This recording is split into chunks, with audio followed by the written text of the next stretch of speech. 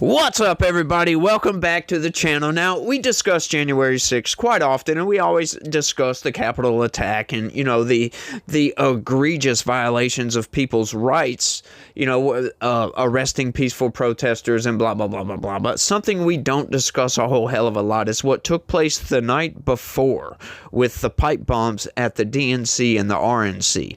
This is one of the greatest Capitol mysteries, if you will, that has still gone unsolved, and the FBI has made absolutely zero progress in trying to investigate. It seems like, because this is the FBI we're talking about, not just the top cop agency in the United States, but it's the top cop agency in the entire world. But that's neither here nor there. But we had a report come out this afternoon from the House GOP, their investigation into the FBI, if you will, and it's quite scathing. Let's get into this thing right quick. Check this out, y'all.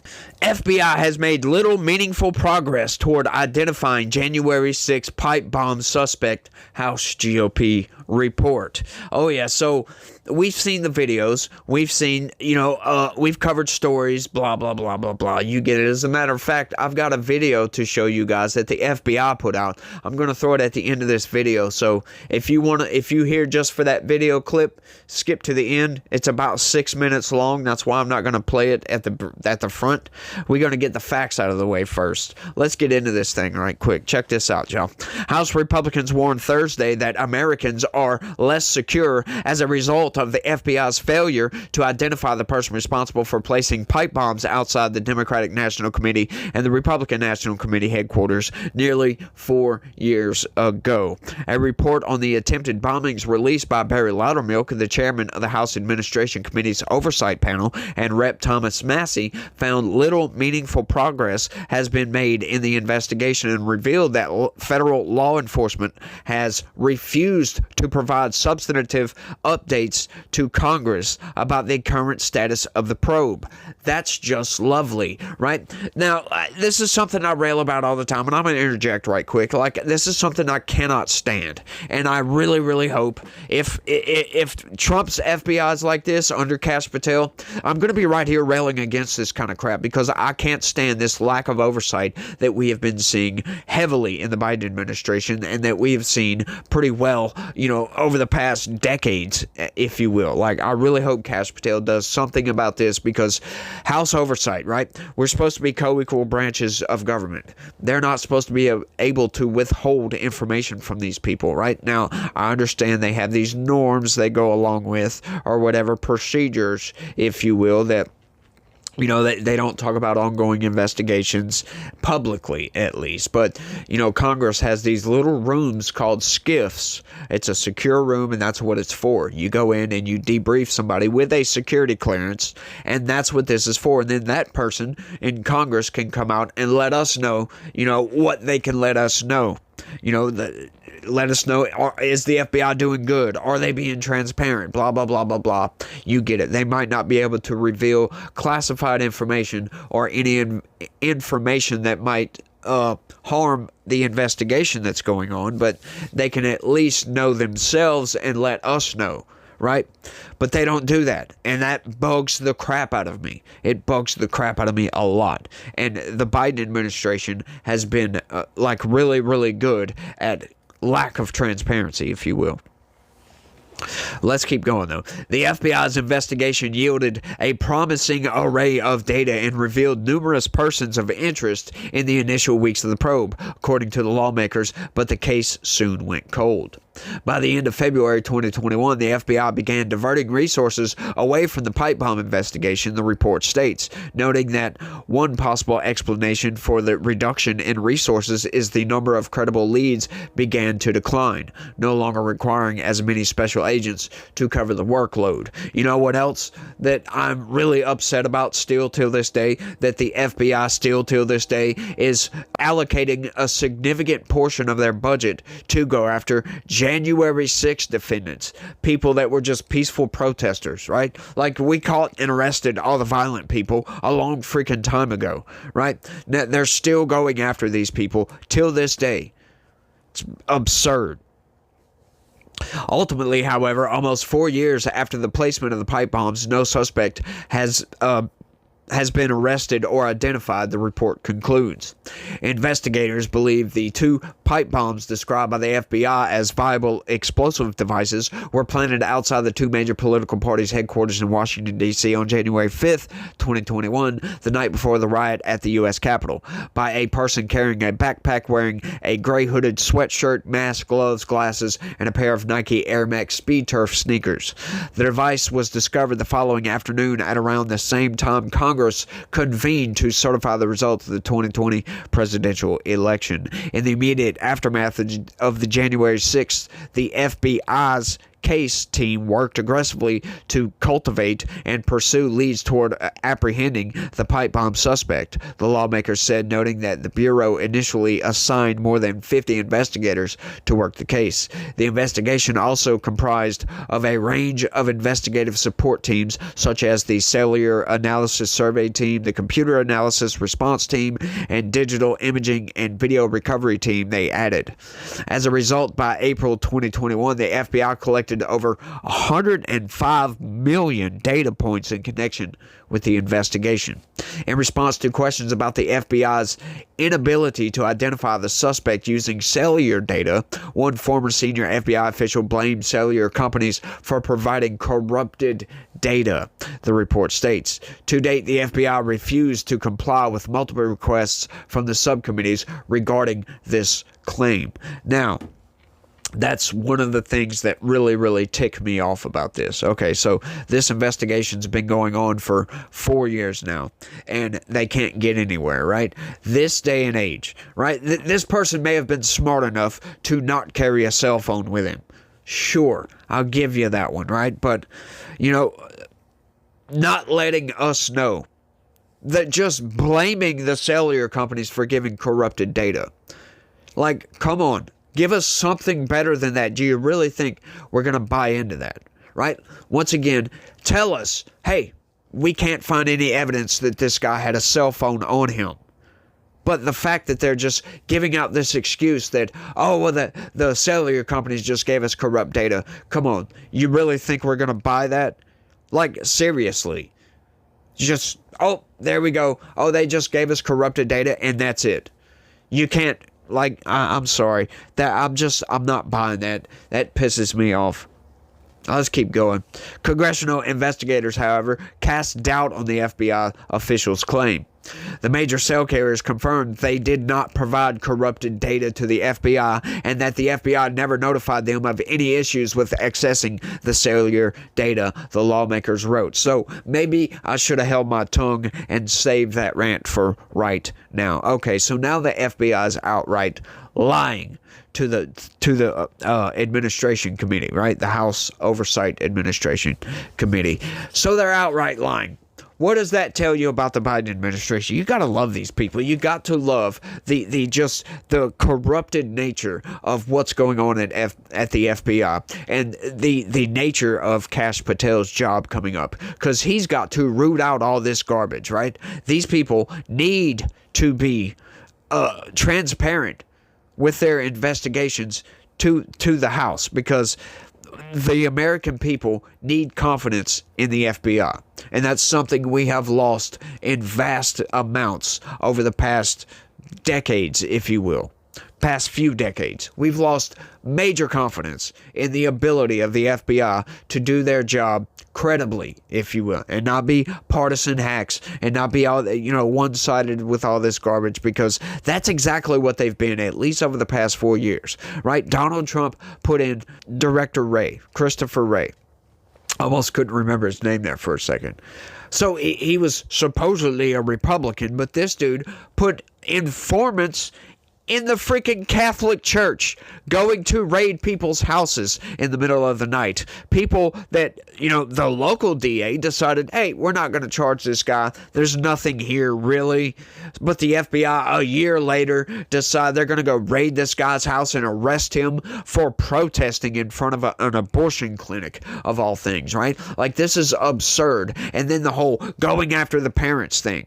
Just ticks me off, right? Like, shows the corrupt and partisan nature that the FBI has become. And that's a problem that needs to be rooted out. But I will say that's a problem that's going to be very, very hard to root out. Now, I hope Trump comes in and he's successful with Schedule F, because these people need to go. Anybody that was complicit with any of those actions that I just mentioned need to be fired immediately, right? A lot of these mid-level bureaucrats in the FBI, the DOJ, they need to be fired immediately, right? We need to reduce the size of the federal government and get some of these bureaucrats that are in our federal government that think they're untouchable.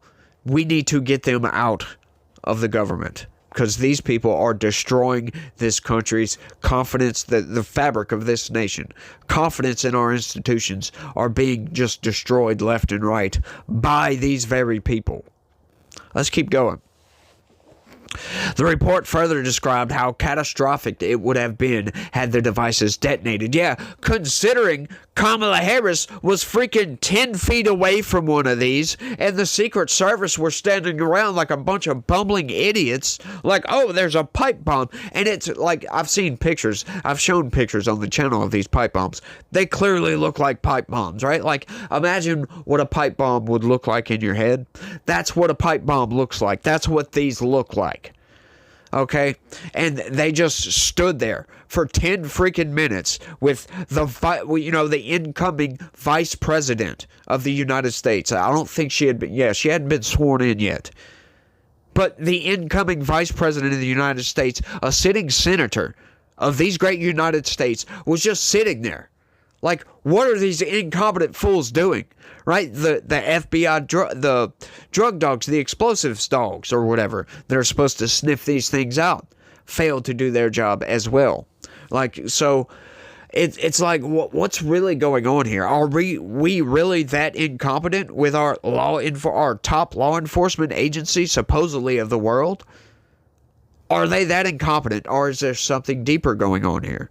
Like, I'm not a conspiracy theorist, but once again, like with the first Trump assassination attempt, you look at all the evidence, and the official narrative doesn't point to where the evidence points to. So we're left with nothing but to believe the culmination of all the evidence, whatever we make up in our head, right? We see all the evidence, put it together, and that's what we believe, when that's vastly different from the official narrative, right? Like they say, oh, well, this guy just slipped through the cracks with the assassination attempt, right? Like this instance, oh, well, this guy just dropped off these bombs and nobody noticed it. 10 feet away from the incoming vice president of the United States. That's a Secret Service failure. That's an FBI failure, right? Like, it's just absurd. Like, it was 10 minutes after they noticed the bomb is what I'm getting at. I know I probably didn't mention that earlier, but I've talked about it before, so I hope you guys knew that. But after they noticed the bomb, they called the bomb squad in, and that's, shortly after they found the other bomb at the, I believe it was the RNC. But it's just absurd, y'all. Absurd. The bombs packed enough punch to seriously maim or kill innocent bystanders and were put near commuter rail tracks. The blast could have produced heavy fragmentation, resulting in shrapnel flying through the exterior of trains and causing serious bodily injury and or unaliving, if you will.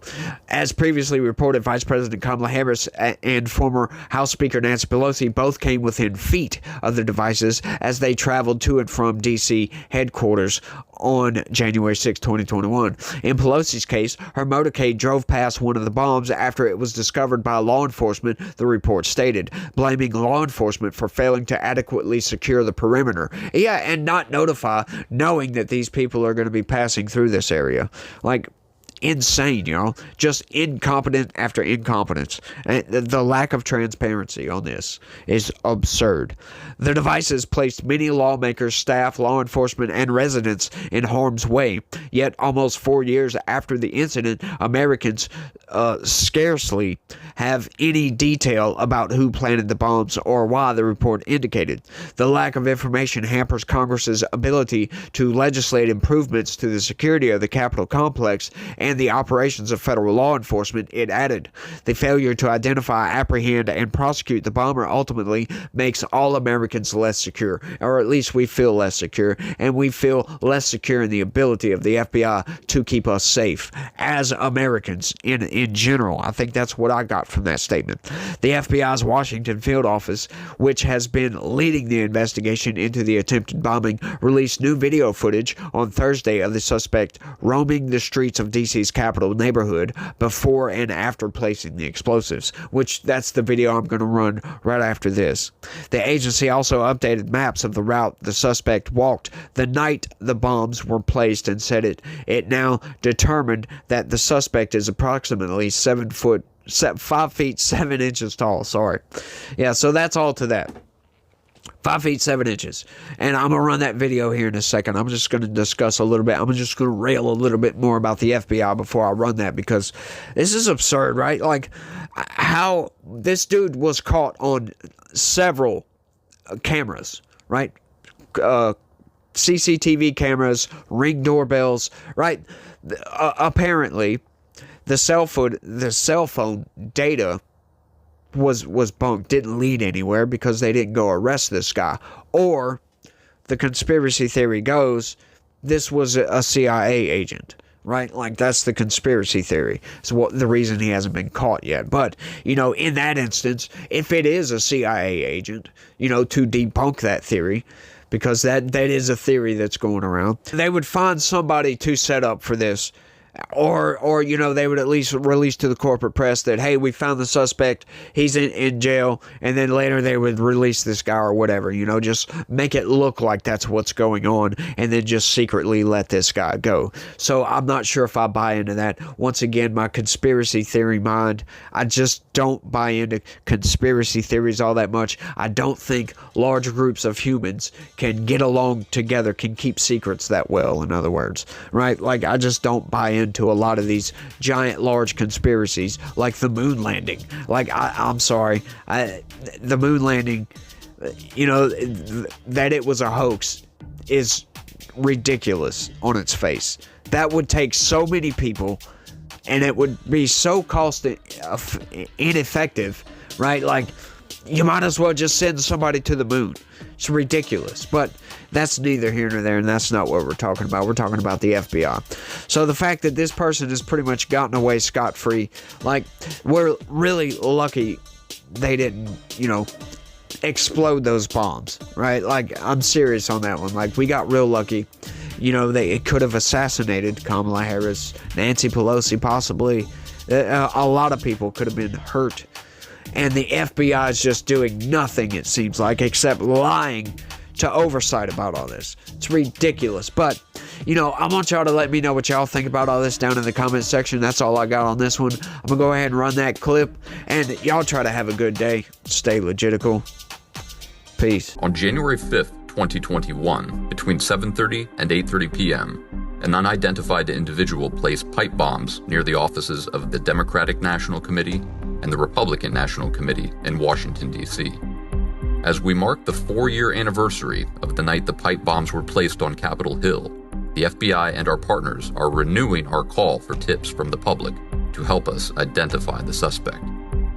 We are releasing additional details about the suspect, as well as previously unreleased video of the suspect placing the bomb at the Democratic National Committee. A reward of up to $500,000 is available for information that leads to the arrest and conviction of the individual responsible for this attempted attack. If you have any information, please call the FBI at 1-800-CALL-FBI. You can also submit tips online at tips.fbi.gov. One previously unreleased detail is the FBI's estimate of the suspect's height to be approximately 5 foot 7 inches tall. The suspect wore a face mask, a gray hooded sweatshirt, and black gloves. They used a backpack to transport each of the devices. They were wearing distinctive Nike Air Max Speed Turf shoes, which are black and gray with the yellow Nike logo. Fewer than 25,000 of these shoes were sold between August 2018 and January 2021. The first time the suspect is seen is at approximately 7:34 p.m. at the intersection of 1st Street and North Carolina Avenue Southeast. The person walks southwest on North Carolina Avenue, turns north on New Jersey Avenue, west on D Street, and then south on South Capitol Street. This footage of the suspect on South Capitol Street shows the person setting down their backpack, which is believed to contain one of the bombs at this time. The suspect appears to put on a pair of glasses and scan the area, standing on tiptoes.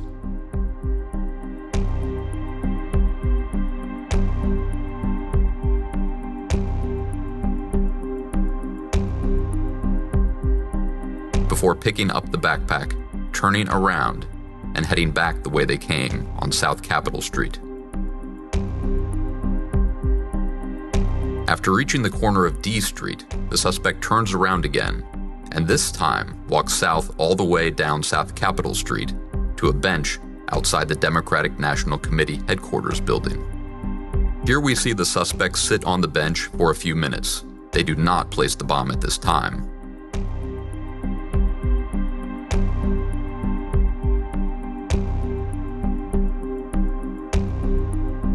The suspect then walks east on Ivy Street,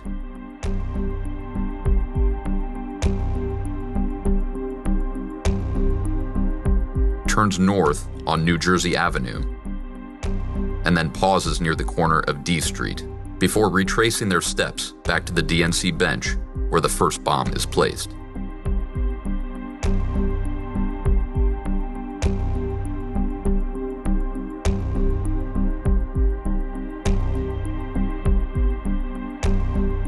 This previously unreleased footage shows the suspect sitting on the DNC bench before placing the first bomb.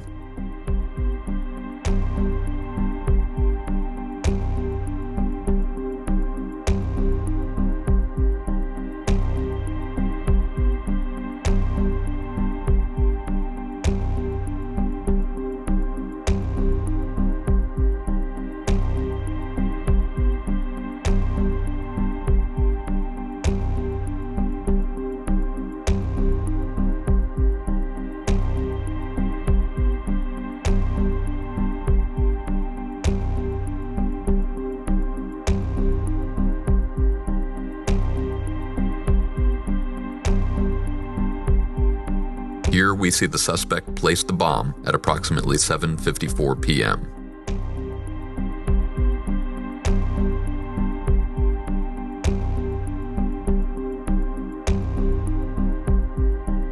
From there, the person walks north on South Capitol Street, east on D Street,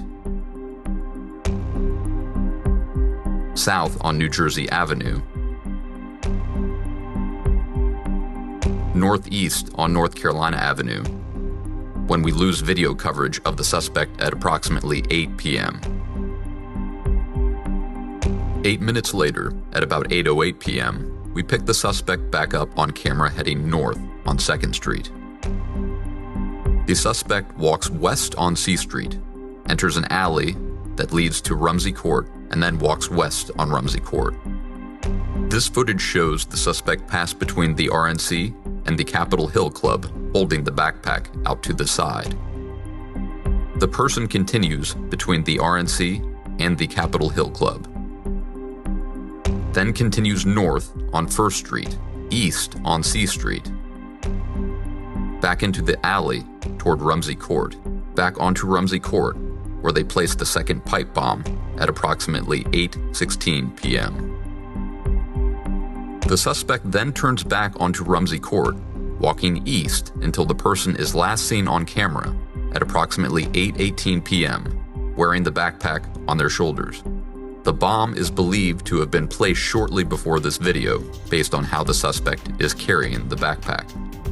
We still believe there is someone out there who has information they may not have realized was significant until now. We're asking you to come forward to share that information with the FBI.